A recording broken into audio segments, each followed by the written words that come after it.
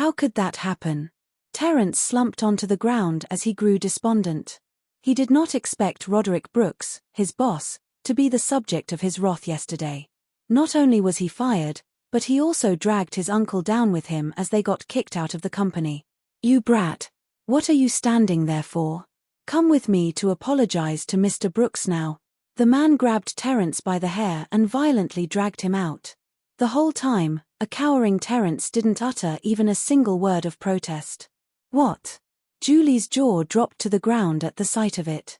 It was hard to fathom how Terence had fallen from a place of authority and honor to one of shame. He totally deserved that. It was his fault for acting like a thug. Cole scoffed and disappeared into his office. Your dear Terence can't even save himself, Dustin remarked with amusement.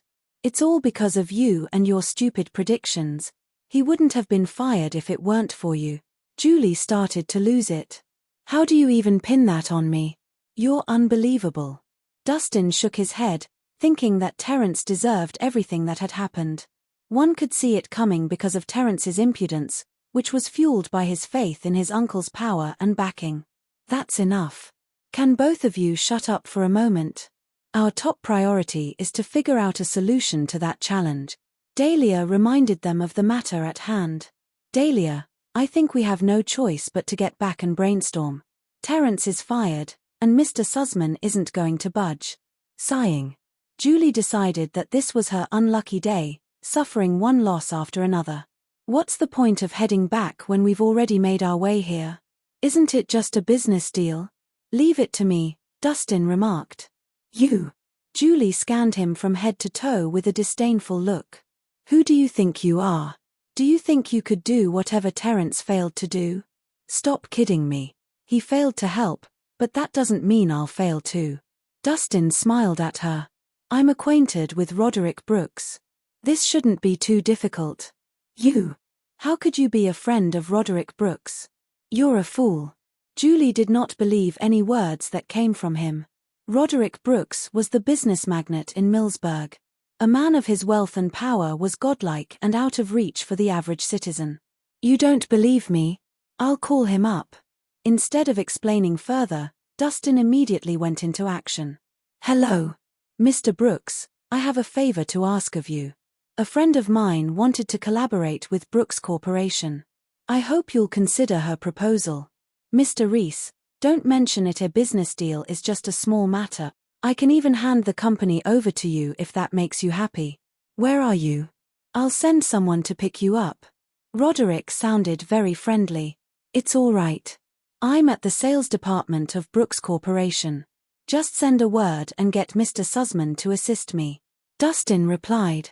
No problem. On it. Thanks. After exchanging some formalities, Dustin hung up and turned around. It's done.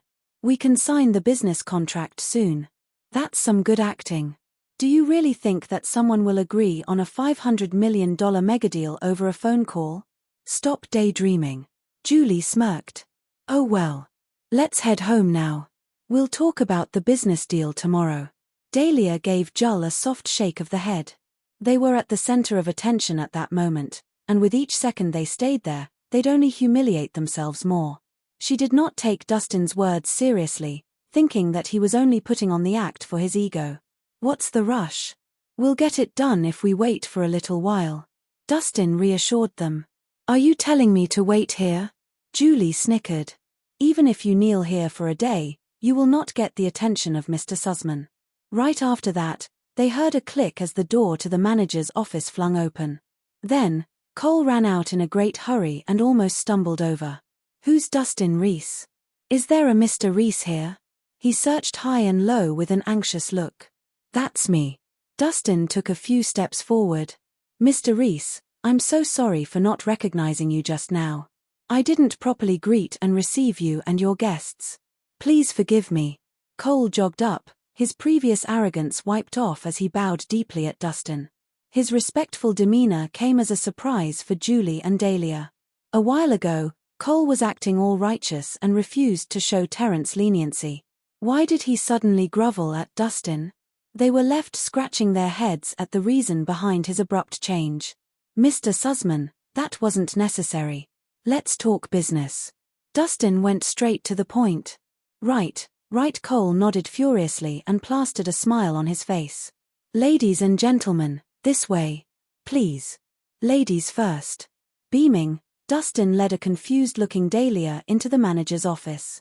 Cole immediately served tea and ordered his secretary to print out the contract. He was extremely attentive, as he was told they were VIP guests of Mr. Brooks. 10 minutes later they had a deal following a smooth discussion. When Dahlia wandered out of the office with the signed contract in her hand, she felt like she was deep in a daze. Never in her wildest dreams had she expected the deal to proceed this smoothly. Without unnecessary exchanges, the staff from Brooks Corporation merely asked for her signature on that $500 million deal. In fact, it was so ridiculous that she would question the veracity of the process if she had not witnessed it. Dustin, how did you pull that off? Dahlia glanced at the hero of the day with a bewildered expression. I told you I am acquainted with Roderick Brooks, and he'd probably do me a favor. Dustin was cool about it. And how did you get to know him? Joel blurted out. It was unbelievable that Dustin would be acquainted with Roderick Brooks. I treated his illness, which I mentioned to you yesterday, but you didn't believe me. He shrugged. You treated him? That's some dumb luck. Julie shot him a funny look. That's why you shouldn't look down on people. Dustin casually reminded her. What's so great about that? Julie rolled her eyes in disdain. You treated Big Bucks Brooks' illness thanks to some dumb luck. Sure, he repaid your help by doing you a favor, but it won't be easy to ask him for help the second time. Roderick Brooks had returned the favor to Dustin, and common sense dictated that it wouldn't be appropriate to keep asking for favors after that. Dustin might have played the hero on that day, but that might not happen again the next time. No matter what, we have to thank Dustin for his help today. A smile lightened Dahlia's face. Tell me your wish, and I'll try my best to fulfill it. My wish. That suggestion caught him off guard. I haven't thought of any. I'll let you know when something pops up. Sure. I owe you one. She chuckled. While they were chatting, Dustin's phone started ringing. When he picked up, he heard Natasha's voice from the other end. Dustin, this is bad. Our family's in trouble.